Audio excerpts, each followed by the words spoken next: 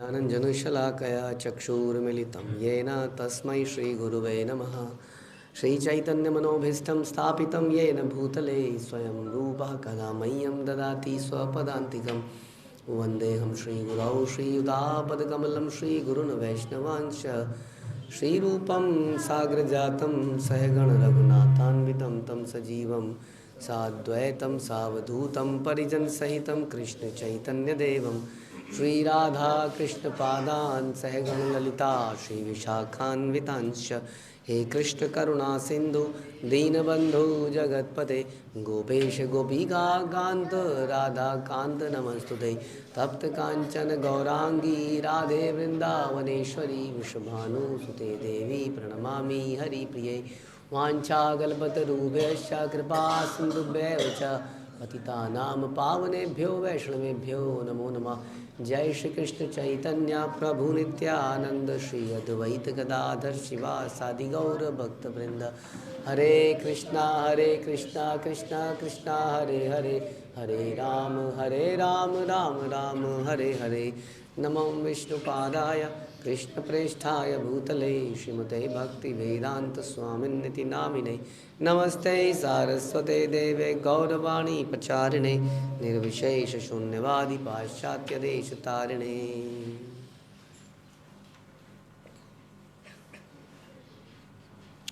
जय जय श्री चैतन्य जयो नित्यानंद जय अद्वैत चंद्र जय गौर भक्तवृंद। जय जय श्री चैतन्य जयो नित्यानंद जय अद्वैत चंद्र जय गौर भक्तवृंद। जय जय श्री चैतन्य जयो नित्यानंद जय अद्वैत चंद्र जय गौर भक्तवृंद। श्री चैतन्य मंगल मध्य खंड 11.123 वैकुंठ कमला। तो हमने सुना था कि एक और कथा का श्रवण करा रहे हैं। नारद मुनि भगवान श्री कृष्ण से बोले, वैकुंठ कमलासने रत्न सिंहासने नारद देरा वीणा गीत सुने। तीन जने लक्ष्मी देवी के साथ एक रत्न सिंहासन पर बैठे हुए भगवान ने नारद मुनि की वीणा वादन को सुना। ईशत हसी या कृष्ण नारदेर कहे, आज के न वीणा गीते मने ना ही रहे। भगवान ने मुस्कुराते हुए नारद से कहा, वीणा वादन में आज आपका ध्यान क्यों नहीं लग रहा है? नारद बोले, न सुन कमल लोचन, ये कारण वीणा गीती नाहे गीते नाहे रहे मन। तुम्हारा भगत मोर मन हरि नीला, मने न दरिद्र नाथ तुम्ही सर्व काला।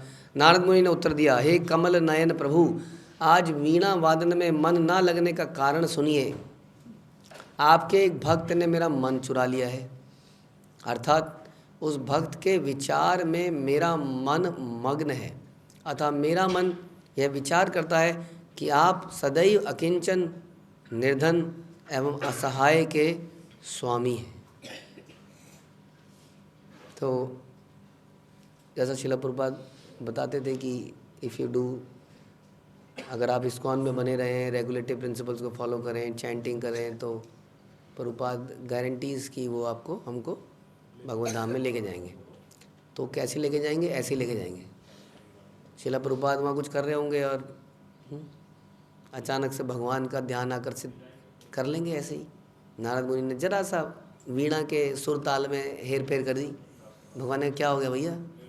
तो उन्होंने तुरंत बता दिया कि ये हो गया कि एक भक्त है वहाँ पर नीचे पड़ा हुआ है, वो बड़ा, मेरा मन तो उसी में है।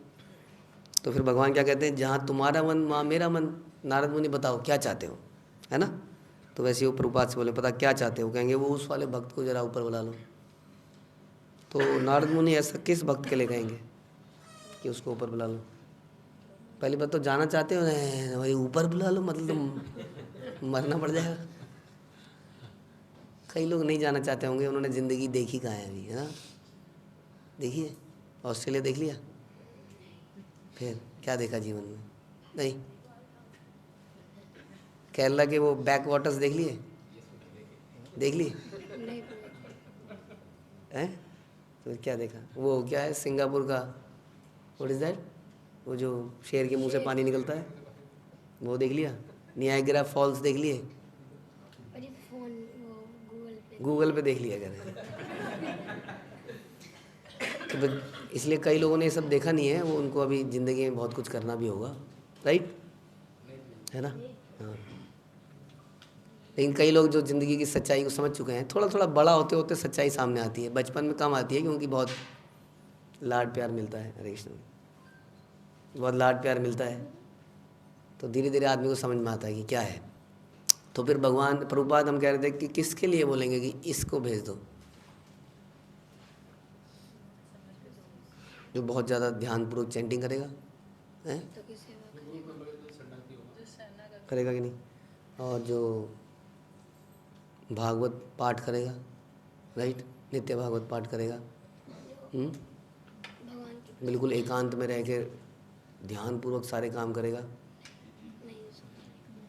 तो फिर किसको? जो भागवत हम पढ़ते हैं शुद्धि के लिए, इसलिए नहीं कर्म कांड की वजह से पढ़ते हैं। जो कि कह रहे हैं जो कर्म कांड के लिए पढ़ेगा उसको नहीं, एज ए रिचुअल भागवत सप्ताह, हाँ, जो नित्यम भागवतम सेवया करेगा, उसको बोल देंगे। ओके, तो कई बार होता है कि हम किसी व्यक्ति के लिए स्पेशली जाके कुछ बोलते हैं, जैसे कि स्कूल में बहुत सारे बच्चे पढ़ते हैं एक टीचर की क्लास में, लेकिन टीचर कभी कभी किसी का नाम लेता है, एक का, ये स्टूडेंट बहुत अच्छा है। तो आपको क्या लगता है कि जैसे कि हमने अभी अभी जो चर्चाएं करी, एक बच्चा जो नियमित रूप से होमवर्क करता है उसका नाम बोलेंगे, जिसकी अटेंडेंस 100% है उसका नाम बोलेंगे, जिसके मार्क्स सबसे ज़्यादा आते हैं उसका नाम बोलेंगे, किसका नाम बोलेगा टीचर?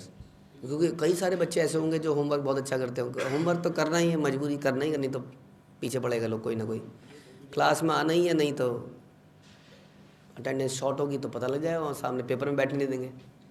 तो कहने का मतलब है कई काम, जहाँ तक क्वेश्चन है सिंसियरली करने का है, तो एक तो होता है सिंसियरली कामों को करते चले जाना, जो कि बहुत बढ़िया बात है वाकई में, है ना। जो सिंसियरली काम नहीं कर रहा वो तो क्लास में रहने का हकदार नहीं है, पेपर देने का हकदार नहीं है। हाँ, तो ऐसे लोग तो मिल ही जाते हैं, बच्चे अक्सर मिलते हैं। तो फिर किसका नाम बोलेंगे? जो उनके मन को जीत लेगा, मन को, है ना, मन को जीत लेगा, जो उसी का तो नाम हमारे मन में आएगा, जो मन को जीत लेगा। मन को कौन जीतेगा? गुरु के। ये बड़ी दिक्कत है, एक तो हर चीज़ में गुरु बड़ी मुसीबत है। अब भगवान का मन जीतना हो तो बैठ के मैं जप करता रहूँ पूरी, लेकिन ये तो इंसान है ना, इंसान का मन जीतना थोड़ा मुश्किल काम है, क्योंकि इंसान बोलता बहुत है, एक्सपेक्टेशन बहुत है उसकी। भगवान की कोई है? भगवान की कोई एक्सपेक्टेशन नहीं है। भोग लगाओ या भोग ना लगाओ तो भी वो खड़े रहेंगे, और हमने बांसुरी बजा के और खड़ा कर रखा है उनको, मतलब बजा बेटा, बांसुरी बजाओ, बांसुरी बजाओ, बांसुरी बजाओ, हम खाना दें या नहीं दें, आप बांसुरी जरूर बजाओ। तो उनकी कोई एक्सपेक्टेशन है? तो ईजी है एक्चुअली में देखा जाए तो। लेकिन जब आ जाता है कि किसी भक्त को प्रसन्न करना है, गुरु को, गुरु परंपरा को, अरे इन तो खून चूस लिया। आप कहते हैं संकीर्तन में चलो, आप कहते हैं पुस्तक बांटो, आप कहते हैं फंड लेके आओ, आप कहते हैं क्लास में आना मैंडेटरी है, आप कहते हैं ये है, ये करना पड़ेगा, ये करना पड़ेगा। अरे क्या भजन, कई लोग बोलते भी हैं अपने घर में, अरे क्या है यहाँ पर, ये घर में भी तो हो सकती है भक्ति। वाकई में ये सारे काम तो घर में भी कर सकते हो, श्रवण कीर्तन, हाँ, पठन घर में कर सकते हैं। तो फिर प्रभुपाद किसका नाम लेंगे? ये तो बहुत हजारों लाखों लोग हैं जो कर रहे हैं, प्रोसेस को फॉलो कर रहे हैं, कई घर में भी कर रहे हैं, कई परंपरा में आ भी रहे हैं, और परंपरा में हर कार्य नियमित रूप से कर रहे हैं।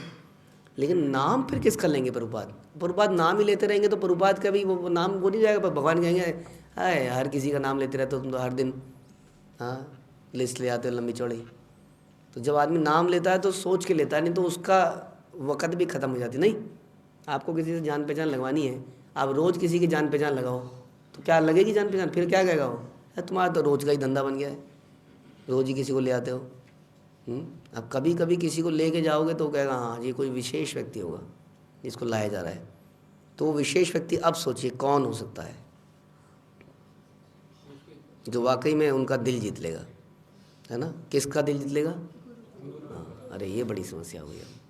अब दिल जीतने के लिए बहुत कुछ करना पड़ जाता है। दिल जीतना है ना, तो दिल जीतने के लिए अपने दिल को देना पड़ता है, अपने दिमाग को, अपने सब चीज़ देनी पड़ती है, यही समस्या है।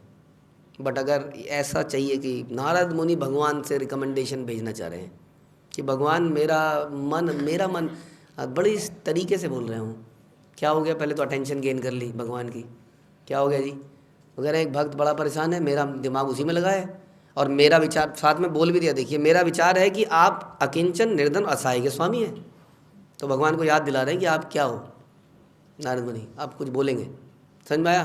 तो ऐसी रिकमेंडेशन प्राप्त करने के लिए, हाँ, स्कॉलरशिप प्राप्त करने के लिए कुछ करना पड़ता है। स्कॉलरशिप पता क्या होती है, करना क्या है, जो भगवान दे दे वही है सब, जो भगवान दे दे उससे संतुष्ट रहना चाहिए, नहीं या भगवान को और प्रसन्न करने का प्रयास करना चाहिए, या जितना हो जाए उतना बहुत है। तो स्कॉलरशिप उसी को मिलती है जो एक्स्ट्रा करता है।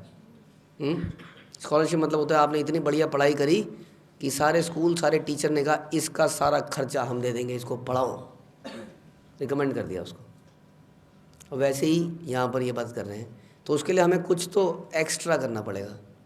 सिर्फ ये घिसने से, माला घिसने से या है ना काम चलेगा नहीं कि हम लोग हर चीज़ को बैलेंस कर लेंगे। जैसे मैं कहता हूँ ना, कई बार मेरे से लोग प्रश्न पूछते थे, एक ही प्रश्न होता था शुरुआत में लोगों का, आप बैलेंस कैसे कर लेते हो?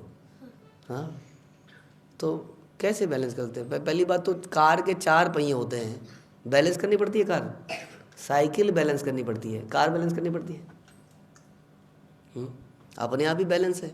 और वो चारों पहिए कहाँ कहाँ होने चाहिए हैं? नहीं मतलब किन किन कामों में लगे होने चाहिए 4 पहिए? एक ही काम में लगे होने चाहिए।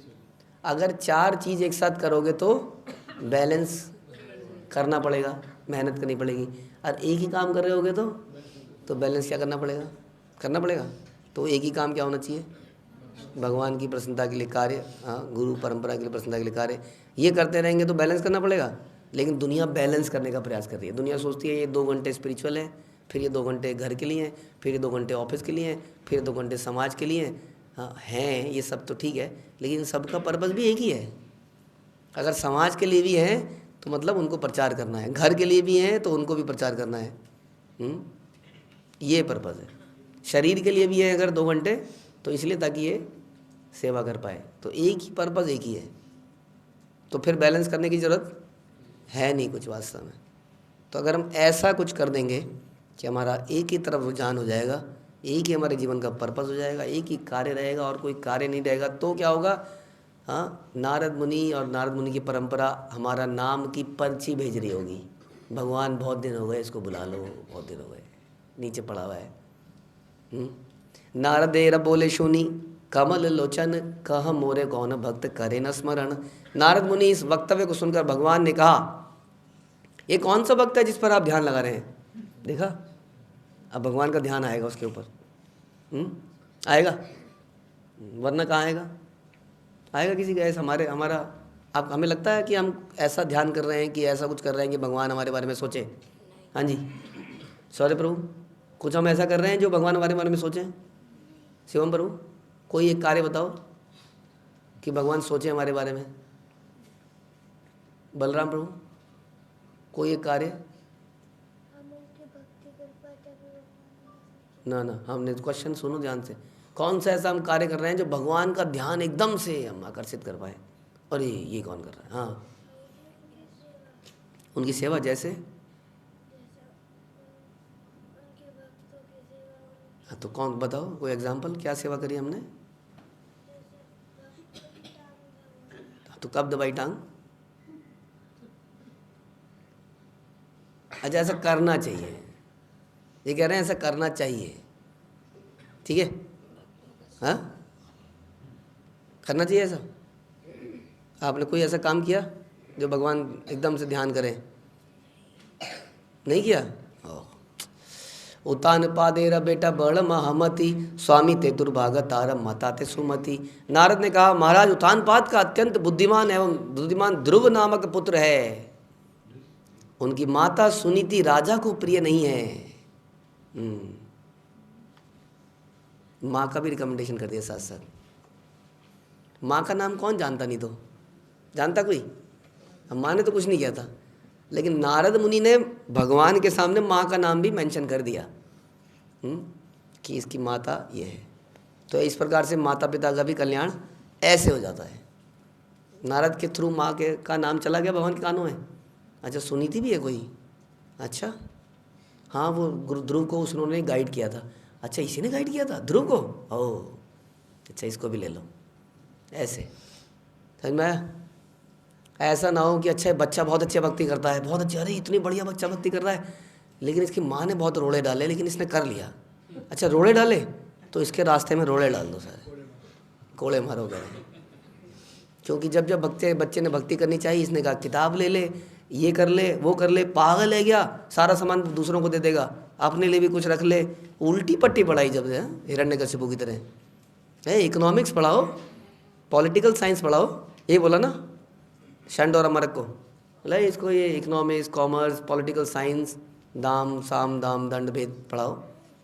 तो बच्चे ने तो बहुत मेहनत करी भक्ति करने की, लेकिन इन्होंने यहाँ पे ऐसा नहीं है। यहाँ बता रहे हैं ये जो है माता का नाम भी ले रहे हैं, कारण है उसका। तो महाराजा उत्तानपाद का अत्यंत बुद्धिमान ध्रुव नामक पुत्र है। तो ध्यान रखिए, ये सब नाम वगैरह रेफरेंस जा रहे हैं वहाँ पर ऊपर से, हमारे कुछ करे बिना।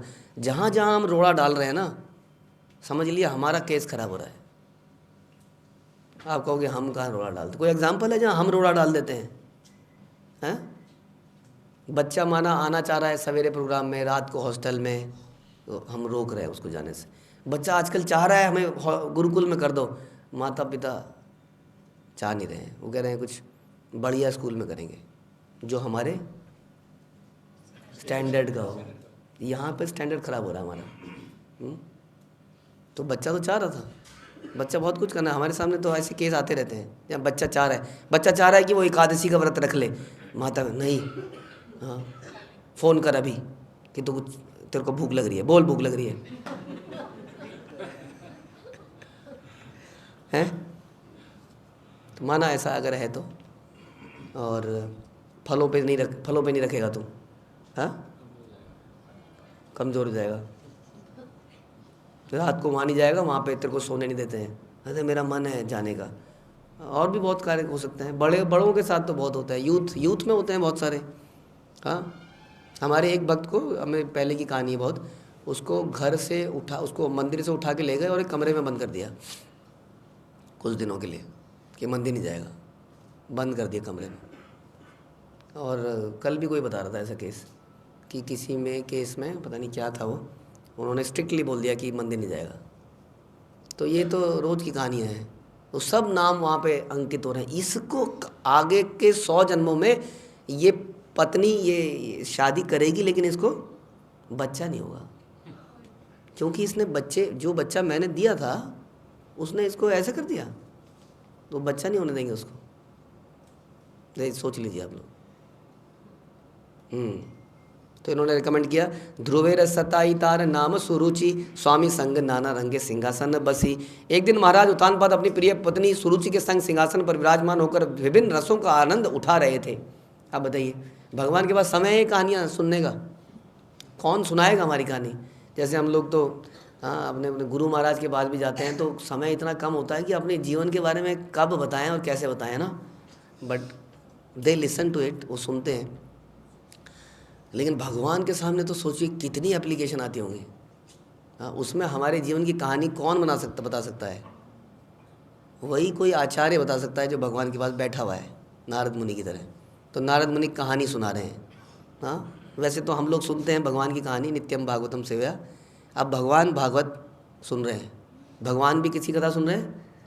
ध्रुव महाराज की कथा सुन रहे हैं। ध्रुव महाराज की कथा सुन रहे हैं नारद मुनि, सुनने वाले हैं भगवान। तो बता रहे एक दिन भगवान, आपको पता है कि उत्तानपाद बैठे थे अपनी पत्नी के साथ, सुरुचि के साथ सिंहासन पर बैठे थे और मज़े ले रहे थे। उत्तम आदि साई 7 भाई माँ बाप है रसंग, रत्न सिंहासन ने बसी हासे खेले रंग। उस सिंहासन पर, रत्न सिंहासन पर उत्तम और उनके 7 भाई विभिन्न प्रकार से आनंद उठा रहे थे। उनके पास आइसक्रीम जमाने की मशीन थी, ओटीजी था, माइक्रोवेव था, उनके पास बहुत सारी चीज़ थी। उन्होंने सवेरे पिज़्ज़ा बनाया, दिन में आइसक्रीम जमाई, फिर बर्फ़ जमाई अलग अलग शेप्स में, और फिर वो एक पार्टी में गए, सब लोगों ने कार को जाने से पहले नए नए कपड़े पहने, अच्छे अच्छे कपड़े पहने, फिर हम लोग ड्राइव किया, फिर वो लॉन्ग ड्राइव पे गए, फिर रास्ते में वो बूढ़ी अम्मा आई, वो बूढ़ी अम्मा वो जो बूढ़ी की रुई वाला वो आया, वो खाया, हाँ, फिर कैंडी खाई, फिर वो पहुँचे सीधा इंडिया गेट में। इंडिया गेट में बहुत बड़ा लॉन था, हाँ, सब ने वहाँ चादर बिछाई, हाँ, वहाँ एक म्यूज़िक चलाया और वहाँ पे कुछ वो चना जोर गरम वहाँ से खाया, और इस प्रकार से and they lived happily there after. बड़ा मज़े से उन्होंने ज़िंदगी बिताई। तो इस प्रकार से विभिन्न प्रकार के आनंद उठा रहे थे। बापे रकोले देखी ले न भाई सात जने, ना देखिया उठे ध्रुव रत्न सिंहासन ने। अपने 7 भाइयों को अपने पिता की गोद में देखकर ध्रुव भी रत्न सिंहासन पर चढ़ने लगे। अरे आपने प्रभु जी आपने इसका हाथ पकड़ रखा है, तो कई बार ऐसा भी होता है, जैसे मैं किसी का हाथ पकड़ा है तो दूसरा व्यक्ति आके उसका हाथ छुड़ा के अपना हाथ, तो बच्चों में भी है, सोचिए हाथ छुड़ाना चाहता है कि नहीं, ऐसा होता है बच्चों, ऐसा होता है, इसने हाथ पकड़ा हुआ है तो मैं क्यों ना हाथ पकड़ लूँ जाके। तो ऐसे ध्रुव भी ये सिंहासन पे बैठे हैं तो मैं क्यों ना बैठ जाऊँ। सिंहासन ने उठिया बापे रकोले आई ते, ध्रुवे सताई ठेली फैली लग भूमि ते। जैसे ही वे सिंहासन पर चढ़कर पिता की गोद में बैठने लगे गए, उसी समय उनकी सौतेली माता सुरुचि ने उन्हें भूमि पर फेंक दिया। तो जैसे ही दूसरे बच्चे ने अपना हाथ पकड़ाया, पहले बच्चे की माँ ने हाथ छुड़ा के, हट, देखा नहीं पहले उसने पकड़ा हुआ था, हाँ, ऐसे ही होता है प्रभु जी, जब भी मेरा बच्चा हाथ पकड़ता है ये आ जाता है बीच में हाथ पकड़ने के लिए। तो इस तरह का सिंगा ऐसा वहाँ पे हो गया। अब शायद आपको समझ में आ रहा होगा कि हाँ हमारे साथ भी हो जाता है। तो जैसे ही वो सिंहासन में बैठे, दूसरी माँ ने उठा के फेंक दिया। भूमि ते पड़ी या ध्रुव कांदी ते लागिला, स्त्रीरा वश हैया राजा किछु ना बलीला। भूमि पर गिरकर ध्रुव क्रंदन करने लगा। हाँ, अब पहली माँ का बेटा अब गिर चुका है, दूसरी माँ का हाथ पकड़ा हुआ है और पहली माँ का नीचे गिर गया है और वो रो रहा है। सुरुचि के पूर्वतः वश में होने के कारण महाराज उत्तानपाद कुछ बोले ही नहीं और कोई भी कुछ नहीं बोल रहा है, चुप है, क्योंकि वो जो पहली वाली है वो बड़ी खतरनाक है, अगर किसी ने आवाज़ उठाई तो है बहुत कुछ हो जाएगा। सब चुपचाप बैठे हैं, ऐसे ही कुछ नहीं, अब क्या करें। सताईरथ बोले ध्रुव पंडी पढ़िल संकटे, मधुवन तप करे कालिंदी निकटे। अपनी सौतेली माँ सुरुचि के कठोर वचनों से उद्विग्न होकर बालक ध्रुव मधुबन में यमुना के तट पर तपस्या कर रहे हैं। तो बीच की कहानी समराइज कर दी उन्होंने। अब भगवान के सामने बोल रहे हैं ना, तो ये भी हमें पता होना चाहिए किसके सामने कैसे बोलना है। हाँ, कई बार लोग भूमिका बांधने में 10 मिनट लगा देते हैं, उन्हें बोलना क्या चाहते हैं तो बताओ।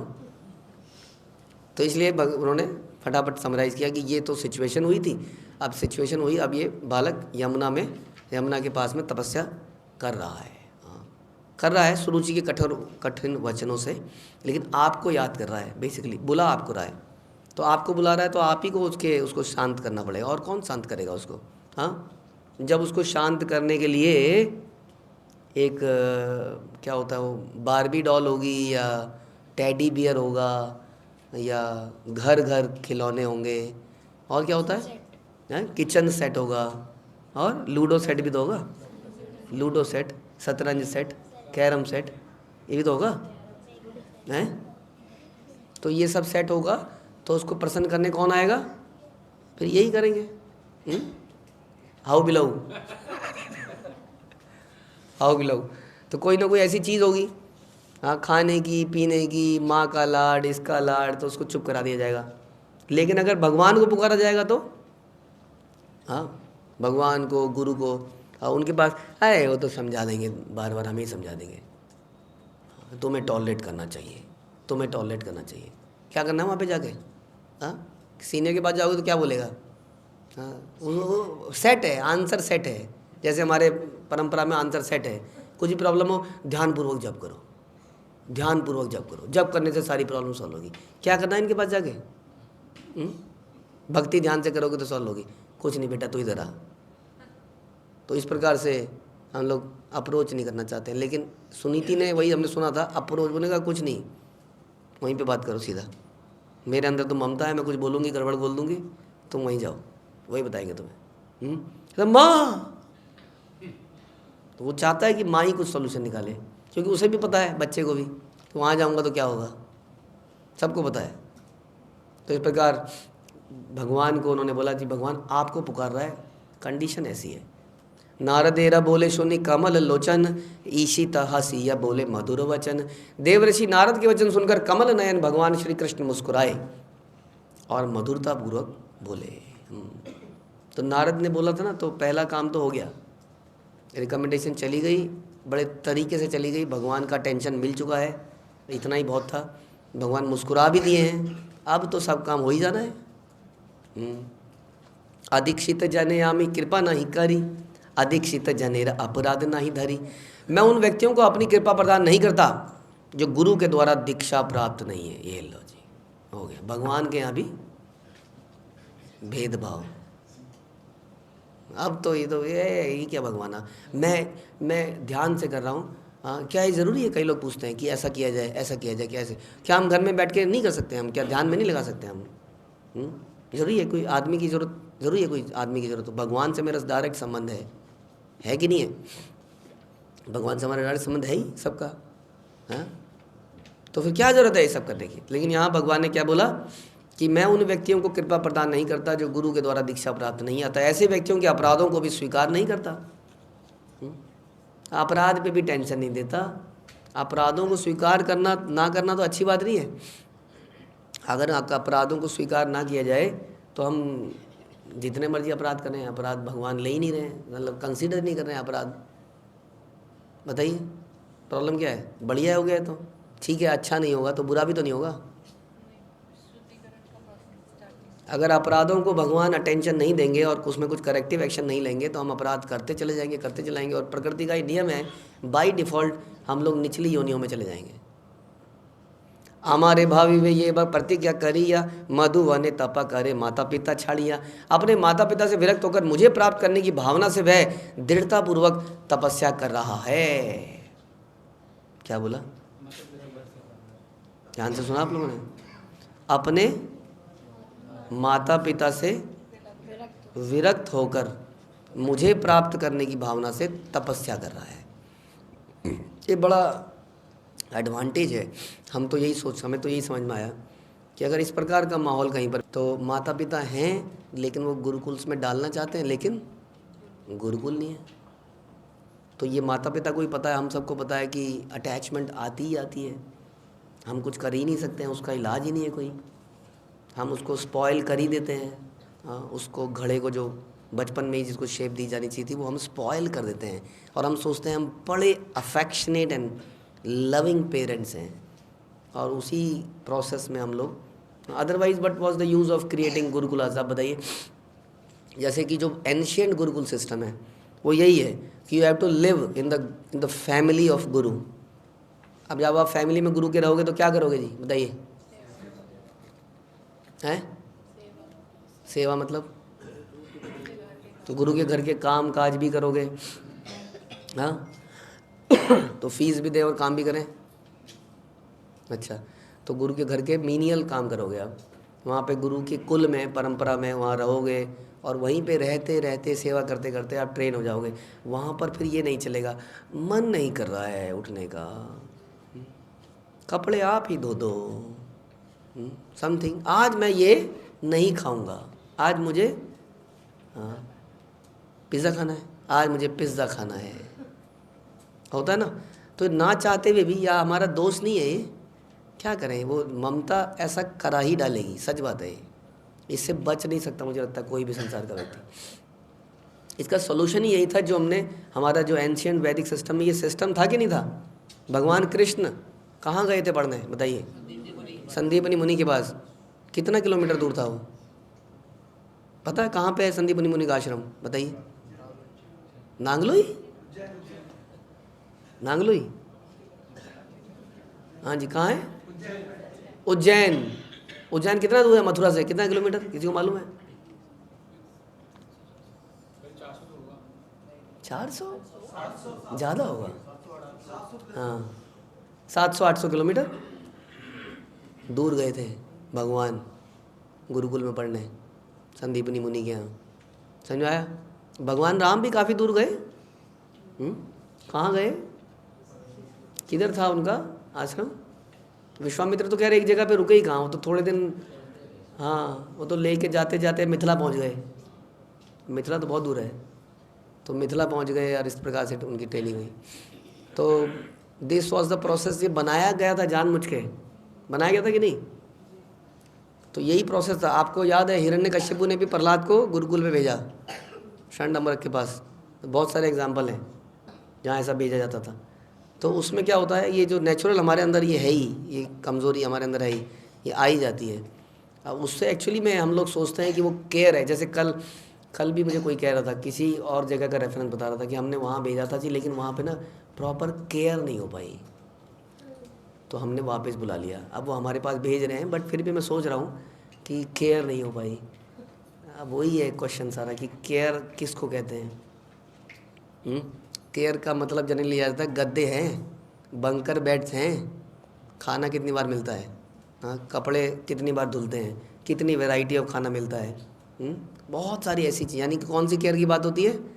Physical care. बस फिज़िकल केयर कितनी है, तो उसके ऊपर ज़्यादा फोकस है। अगर फिज़िकल केयर नहीं मिलती है तो थोड़ा सा डिसएडवांटेज तो लगता ही है, लेकिन उससे एक एडवांटेज है बहुत बड़ा। फिज़िकल केयर ना मिलने से क्या एडवांटेज है? व्यक्ति के अंदर टॉलरेंस बढ़ती है, फिर जीवन में बहुत सारे कठिन समस्याओं को वो आसानी से झेल लेगा, आसानी से।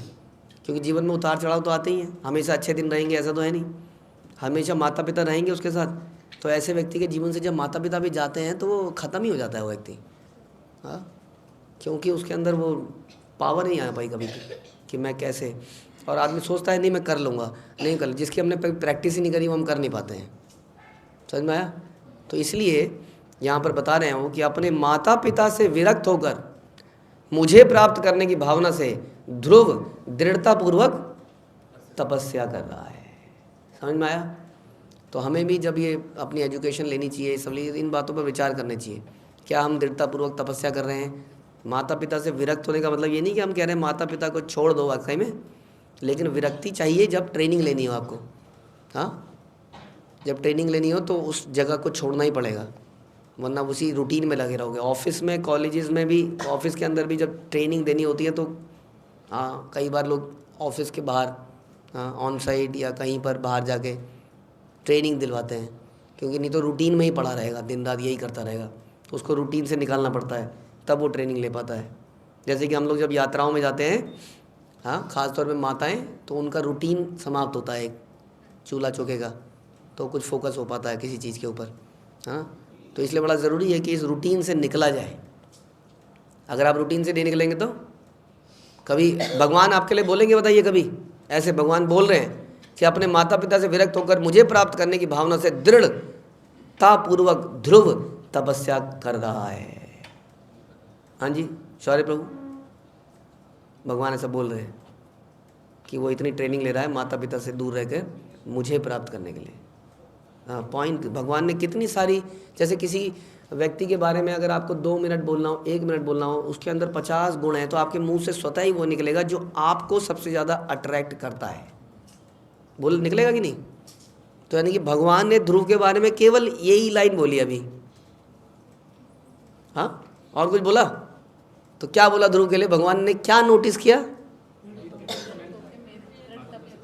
माता पिता से विरक्त होकर दृढ़तापूर्वक मुझे प्राप्त करने के लिए तपस्या कर रहा है। That means it's a very important thing. तो इसलिए हमें भी अपने कंफर्ट जोन से बाहर निकलना पड़ेगा, अपने घर से, अपने इन कंफर्ट से, और भगवान की सेवा के लिए दृढ़तापूर्वक हमें तप करना पड़ेगा, तब हम भगवान को आकर्षित कर पाएंगे। और भगवान को आकर्षित कर लिया तो हमारा भला ही भला।